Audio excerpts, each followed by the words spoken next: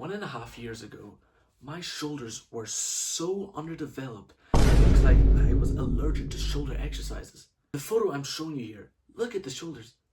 They literally look like they don't exist.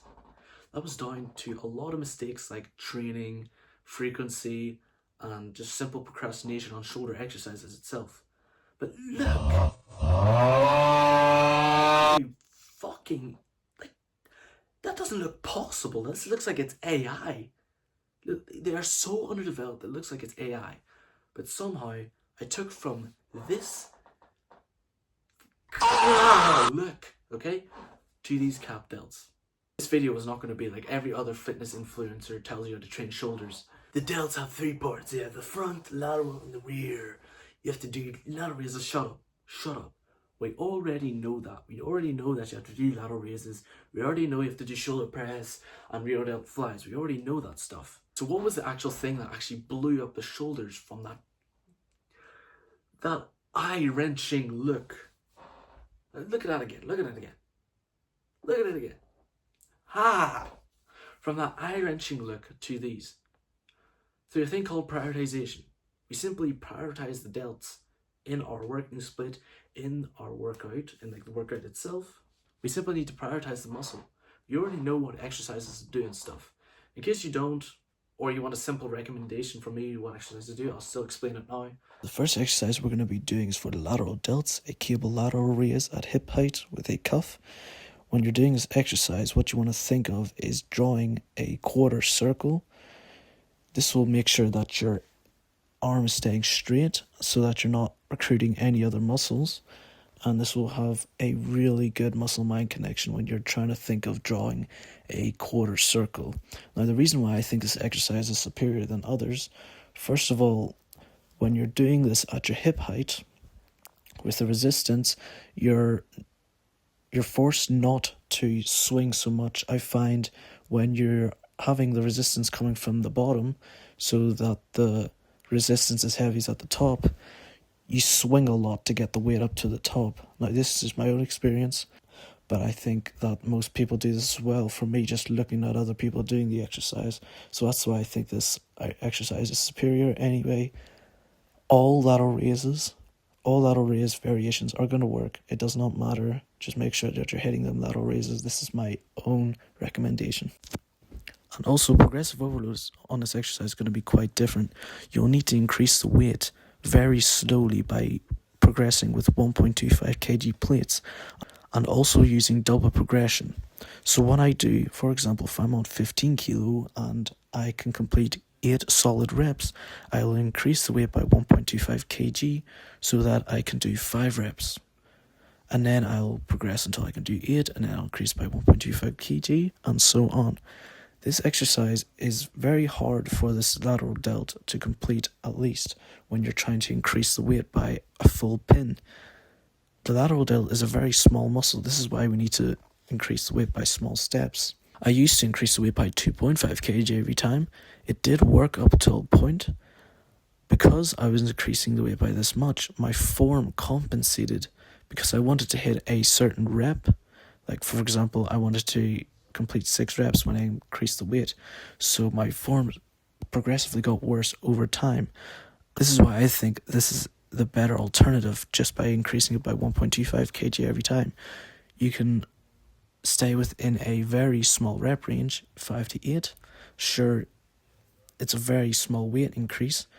It is also up to you. Maybe you like double progression, but double progression, you'll need to double progress from like 5 to 20 reps before you can even go on to the next weight stack.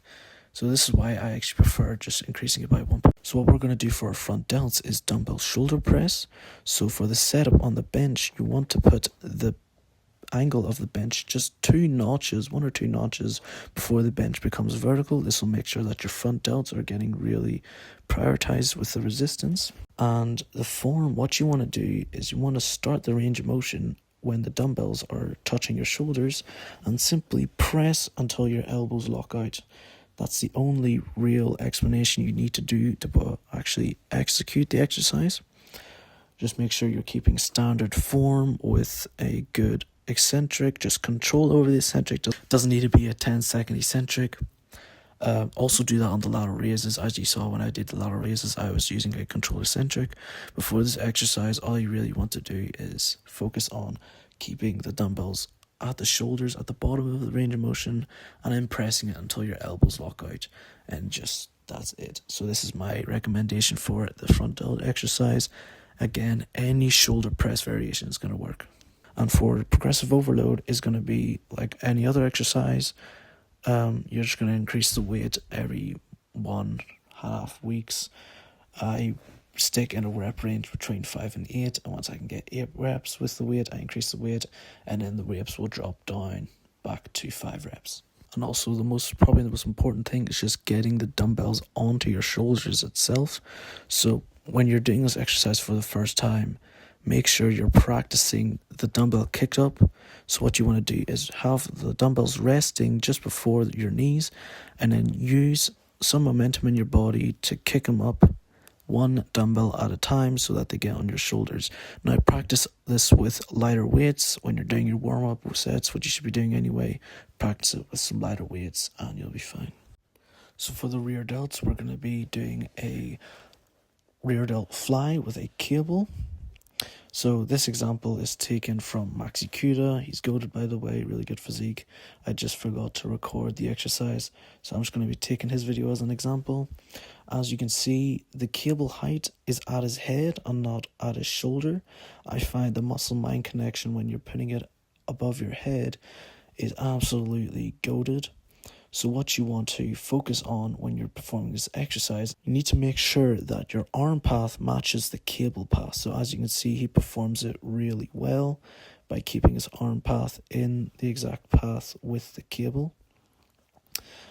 And with this exercise also, we're going to need to increase the weight a little slow, but we can do it more quicker than with the lateral raises. I increase the weight by 2.5 kg every time.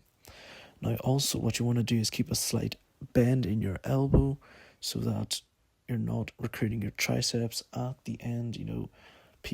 I see a ton of people when they're doing the exercise, they end up basically doing a rear delt fly and then a tricep extension. Just keep your elbow either completely straight or a slight bend. And again, any variation, any rear delt variation is going to work, whether it's face pulls or any other exercise. Now we need to actually get into how we prioritize the muscle. So first we need to train it first in our workout split itself. So what I mean by this, if you train your shoulders on the push day, or your front and lateral delts, and you train the rear delts on the pull day, doesn't matter. Train that first in the split. So we're doing push-pull legs. We're not doing legs push-pull, we're doing push-pull legs. We train it first after the rest day. So once you take a rest day, the first workout you're going to do after the rest day will train your shoulders. So that's the first thing that goes down into prioritization. There's 4 things that go into the prioritization. That's the first thing. The second thing is just training it first in the workout in general. So, you train your front and lateral delts on the push day. On the push day, you usually train your chest, then your shoulders, then your triceps. Most people agree that's how you train it, but we're still wanting to prioritize our shoulders. So you simply put these exercises, the shoulder exercises, first in the workout. So we're not training chest, shoulders, then triceps. We're training shoulders, chest, and triceps. But you can do this in any workout split. It doesn't matter. Whatever day you train your shoulders, you're going to do that first in the rest day, is what I explained earlier. And then you're going to train the shoulder exercises first. So as I explained in the part, maybe you skip that, we already know what exercises to do, but I'll still recommend what order to do this exercises in, which some people get a bit mixed up. I recommend doing lateral raises first. They're such a safe exercise to do because they are not fatiguing at all. Like seriously, when you do lateral raises, do you feel fatigued? Like you do your lateral raises, and then you're trying to catch your breath after. Not really. And as I recommend in that part where I explain the exercises doing it unilaterally, that really minimizes the fatigue. Not only is it not fatiguing, it'll also not impact your next exercises because the lateral delts only play a role in stabilizing the exercise itself. So, other exercises, lateral delts, they're not really that involved in other exercises like pressing exercises, pulling exercises. They're not really involved in that. The whole lateral delt itself is only really involved in stabilization purposes in other exercises. So that's why it's such a safe option to do, since it will not really impact the next exercises you're going to do. Trust me. And then you do your shoulder press variation next. So what you simply do your shoulder press variation. That's it. And then depending on what type of split you are doing, you can also train your rear delts then, but I still only train that on the pull day. I do a push day, I do a push-pull leg split, so I do the lateral delts and the front delts on the push day, and then I do the rear delt on the pull day itself. It doesn't make that big of a difference, really. Just, I train the rear delts first in the pull day. So now you have to train it first after your rest day, and then first in the workout itself. But how can we speed this process up even more? We can do this by looking at our body itself. The upper arms play such a big role in how your delts will look. As you saw in that diabolical photo, I'm still haunted by that photo. My delts were really shit, yes, but my upper arms, you could see they were quite good. You see, my upper arms now, they are 37.5 centimeters in circumference. My arms were 35 back then, so there was not that big of a difference. But as you can see, my delts look so much better now. I'll try to hit that pose I was doing there. You can see, your upper arms play such a big role in how your delts will look. This is why you need to reduce upper arm volume. It's really important. If you feel like your upper arms are not that developed, okay. I still recommend reducing the volume you're doing by 1 or 2 sets. For this whole period of me prioritizing my delts, I only did 1 set per exercise on my upper arm exercises. I only did 1 set per exercise on my bicep and 1 set on tricep per exercise. In total, I was only doing 4 sets of upper arm. That's wrong. 4 sets of biceps and 4 sets of triceps per week. People do more sets in 1 training session. By doing this will slow down your upper arm growth. It will not completely stall it. It definitely slowed down. Like, I did this prioritization for 4 months, and in these 4 months they only grew by 1 centimeter, which is half an inch. It's not that much. Still grew, but obviously it was worth it in the end. Look at that. Look at that. Still worth it in the end, obviously.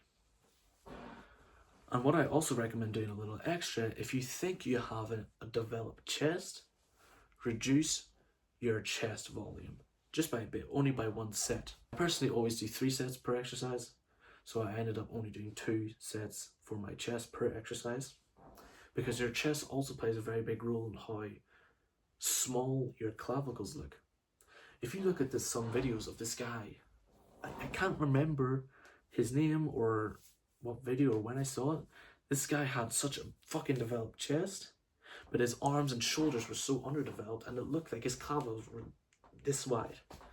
He had some type of disability. He couldn't really train arms or delts because of some joint disability. I forgot, but he could still train chest or something. It was weird, but anyway, that doesn't matter what disability he had. He didn't train his arms or his shoulders. He had this chest, really developed chest, and it made his delts and his clavicles look really neat. And obviously clavicles play a big role in how your shoulders will look in general. My clavicles, I would say, are dead average. They're not wide or particularly narrow. But also reducing chest volume for this period, it'll actually help a lot. I still don't completely recommend completely cutting it out, because most chest exercises still train your front delts. If you're doing a chest press of any kind, incline or flat, they're still going to involve your front delts. That's why I still don't recommend completely cutting it out. Like with the upper arms, only doing 1 set. Instead, just do 2 sets for your chest. Now, the 4th and most important step after completing these 3 steps is simply waiting. For me, as I told you, it took me 4 months to take my shoulders from that just diabolical look to having these swooping front delts, the capped rear delts, and the protruding rear delt. Now we just have to wait. And trust me, it took me 4 months with this diabolical underdeveloped delt I can't even explain it with simple adjectives. You can't explain this look with normal adjectives from the English dictionary. It's not possible. All you can think when you're looking at this is So even with these underdeveloped delts, I don't even know what I said there. Even with those delts, I was still able to bring them up to this in just 4 months. Quite simple. And I'm assuming your delts are not that underdeveloped. You might just think that your delts could be a little more capped. So for you, it'll most likely only take 1 or 2 months, if not maximum 3. Even with this diabolical underdevelopedness, whatever you call it, I was still able to do it in 4 months. And trust me, these months passed by really quick, really quick. That's how you do it. And by the way, you can still use these principles to prioritize any muscle in your body. You can do this to prioritize your biceps, your triceps, your chest, back, lats. It doesn't matter. You can use this to prioritize anything by training it first after the rest day, first in the workout, reducing volume on other muscles that actually overshadow it, as I explained, the upper arms and the chest. If I can give another example, if you're wanting to prioritize your biceps, how your triceps look will also determine on how you develop your biceps look, and also the other way around. So if you want to prioritize your biceps, you can reduce your tricep volume so that they looked a bit more balanced. So you can use these principles on any muscle group. That's the great thing about this video, is because I'm not giving you some bullshit advice. I'm giving you advice from actual experience, not some bullshit studies. Actual experience from that to this, from actual experience. You can use these principles on any muscle group. I hope you learned something.